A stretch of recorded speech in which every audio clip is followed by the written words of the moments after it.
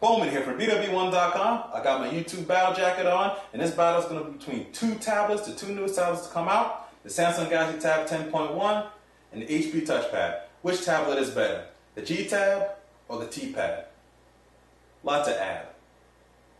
Let's start off this battle with a hardware comparison between the two tablets.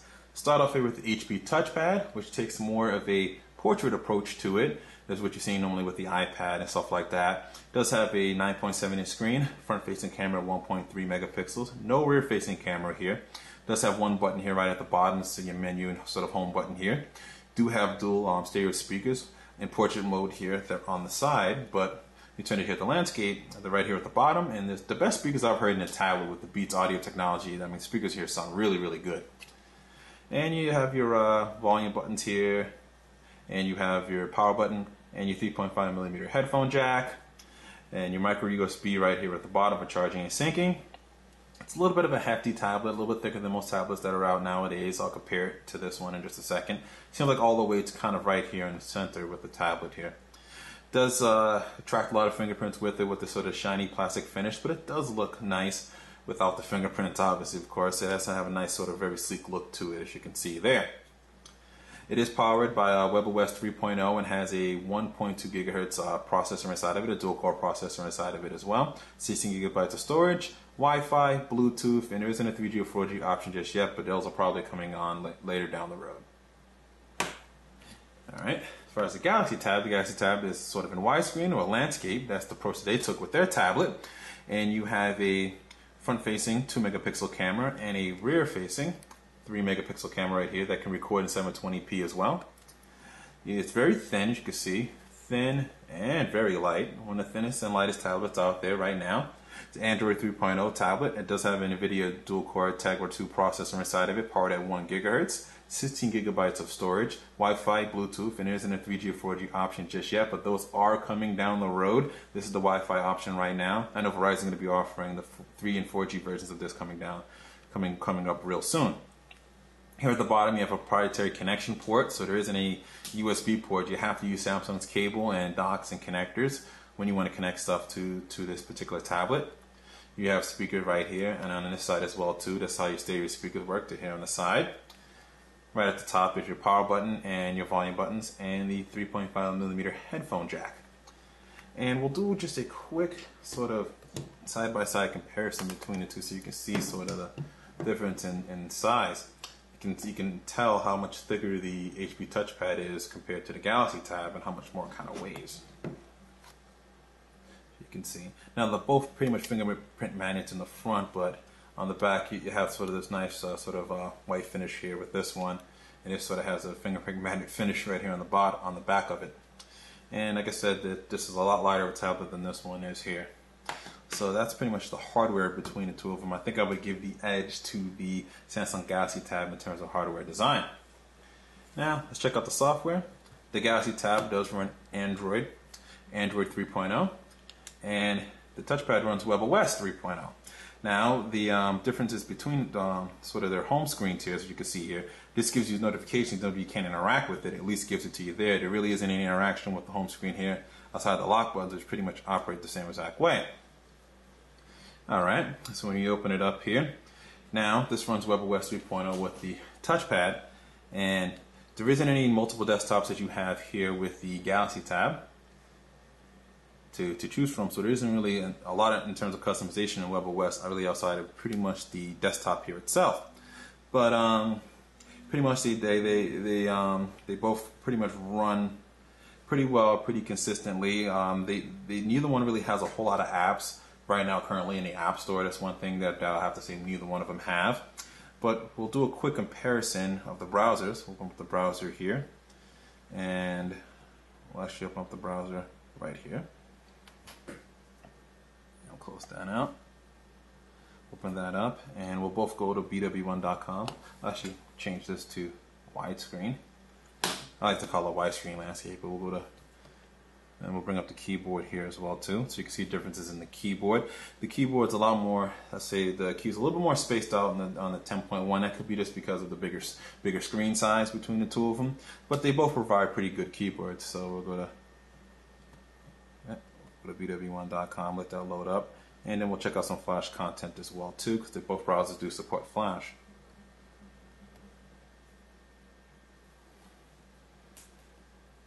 Just load up. This actually loads the mobile version of my page, so we'll actually head over to another site. We'll go to CNN.com in just a second, and I'll bring this one up here too.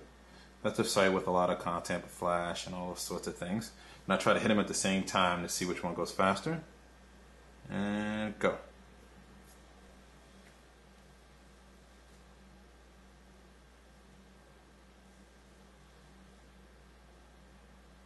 Ew, that was pretty interesting. It looked like the touchpad was just about to beat it, and then kind of just popped up right away. The website pretty much popped up right away on the Galaxy Tab in Android. Now it seems like the site's disappeared here on this one. Nope, let's brought itself back here. You can see they both do support Flash content on there, and we'll do pinch to zooms together. They're roughly about the same. Not too much in difference. Alright, looks like I clicked onto a story within that one there. I'll go head on back to the home page. Alright.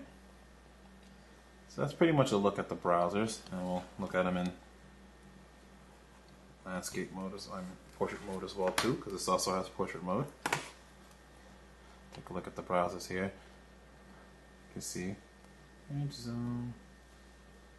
I say, you know, are really between the two of them, they pretty much operate almost identical. I would say a little bit snappier, a little bit snappier in this one, but not by a great deal.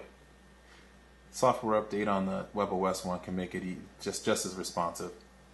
All right, so there you go. That is the browsers. So we'll bring that back here, and we'll bring that back over this way here. So we'll go ahead and head home here, and they all have different ways of pretty much multitasking and getting back to the home screen. You press home there because you have this bottom bar right here. You swipe up actually here in WebOS, and the neat thing about WebOS is it's multitasking. So I'll open up a couple of other applications. I'll open up the calendar, swipe back up, I'll open up email, swipe that up as well too. And this is sort of how you multitask through. Now with the Galaxy Tab, in Android 3.0, multitask is pretty much simply done here right on the side. I actually like to multitask a lot better in WebOS. It's actually, I would say, a little bit more fun, a little more intuitive to use. This is nice and all, but you know, it's just it doesn't have sort of that ooh and ah, I guess that kind of cool effect that the WebOS sort of multitasking works here. Next thing we'll do is we'll actually start playing some content between the two of them here. So we'll load up some music and some videos and show you how those look on each one of the tablets. Okay, we're going to play a 720p content video between both of these here. It's going to be the same 720p video. And that's my own content, just for YouTube copyright reasons. I don't want them jumping on me for using somebody else's stuff. But we're just going to sit there and play the videos at the same time so you can see the performance.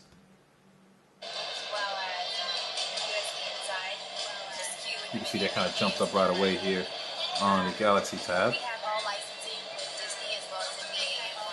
Just a little bit. See the differences there, and show you quickly how the touchpad looks in terms of video. I mean, the Galaxy Tab in terms of video. Sorry about that, guys. But you can see it's just crystal clear, really nice, really sharp screen. Alright. And we'll take a look here on the touchpad here, and we'll actually bring this back down just a little bit, hopefully. There we go. Right there. That 720p content played on there. You can't maximize out properly, but you see there, plays it pretty decently. The screen not as sharp as the Galaxy Tab screen. So we can go ahead and get that back up there just like that, and then we maximize it. To really give you guys an idea there. We're almost going at the same time. Almost. Whoop, flip that back. Whoops. Flip that back over to the video. There we go. So a little hard to handle two tablets at the same time. So I definitely think the Galaxy Tab is a little bit better in playing back video, and especially with the screen. I think it's just a little bit sharper. Colors seem to just pop out a little bit more to me on this versus with on the HP TouchPad. So that is video playback. Go ahead and go to home page right here. We'll head back home. We'll close that out.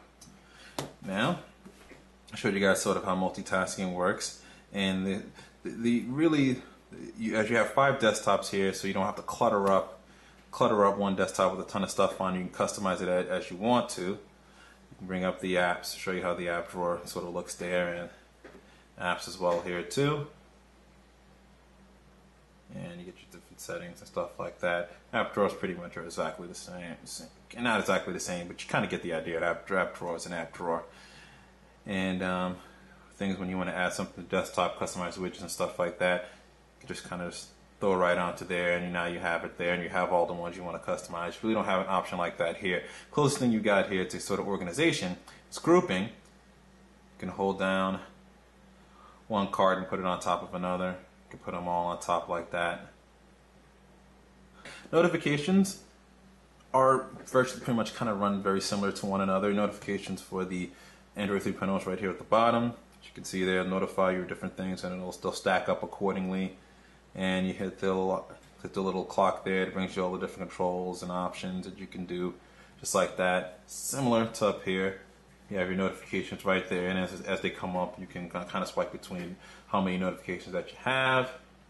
And then you have right here the different controls, quick access to those different controls that you may need. Now I want to show you the differences between the two different music applications and sort of the audio quality coming out of both of them here. Now, Google, obviously with the Android 3.0 tab, that uses the new music beta by Google, so you can stream your music over the air if you want to. This has pretty much your standard music application, sort of a HP customized one here, and pretty nice. And you can see you have different views that you can use it from, and we'll place songs together. This also has some different views that you can do too. So I'll go back to new and recent, you sort of get the card view that's very similar to the card view that's on here as well too. But all this is stuff that I already have uploaded to the music beta service. This doesn't have that feature. I'm going to an album here. We'll try to play the same song so you can hear the audio. So we'll first play it off the Galaxy tab. Put that up here.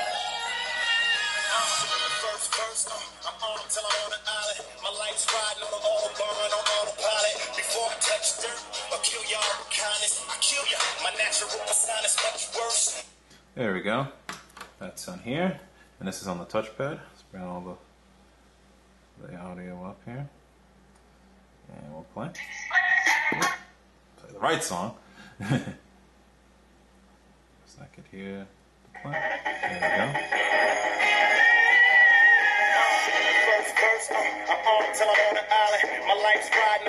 You can just hear the audio is already better in the touchpad in this case.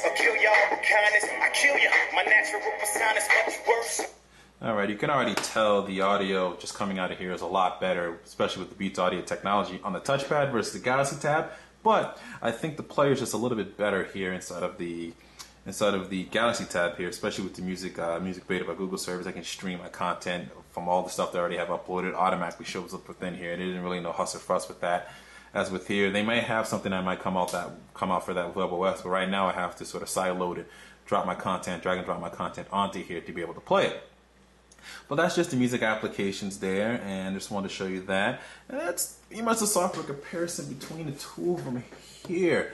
Really, WebOS versus Android 3.0. They both, well, Android 3.1 actually with the Galaxy tab here, but they're both pretty decent, pretty good tablet operating system that do still need room to improve and room to grow. It's a little bit more buggier here in WebOS, but I can definitely see them pushing some things out there to get it a little bit better. And I want them to really design this more for a tablet. It still feels like sort of they're stretching out the phone version of it. So hopefully they'll do more to it to make it more tablet-centric. Android 3.0 was obviously built from tablet from the ground up. It's definitely all about customization and things of that nature, and 3.1 has definitely improved a lot of things upon it. Still has some ways to go, you know, so little bugs here and there, but overall it's definitely good. And I think really just because this has been out just a little bit longer as a tablet OS versus WebOS, that I think the Android 3.1 kind of wins in this category here. So let's give you my final thoughts. Okay, so which tablet wins in this battle between the G Tab and the T Pad? Definitely the Galaxy Tab 10.1. I think it has better hardware, more current to what a lot of tablets are coming out with now. The performance is better, the overall style is a lot better, it's thin, it's light. I think overall this really is where a lot of tablets are headed to these days and really where it should be. I think the touchpad, like I said, HP needs to kind of go back to the drawing board a little bit. Not to change everything, but I definitely do think they need to update the design and make sure WebOS doesn't have those sucker performance and make sure it's just more refined and more tablet-centric and more tablet-optimized. But if you had to pick between these two, the Galaxy Tab is the one to go with.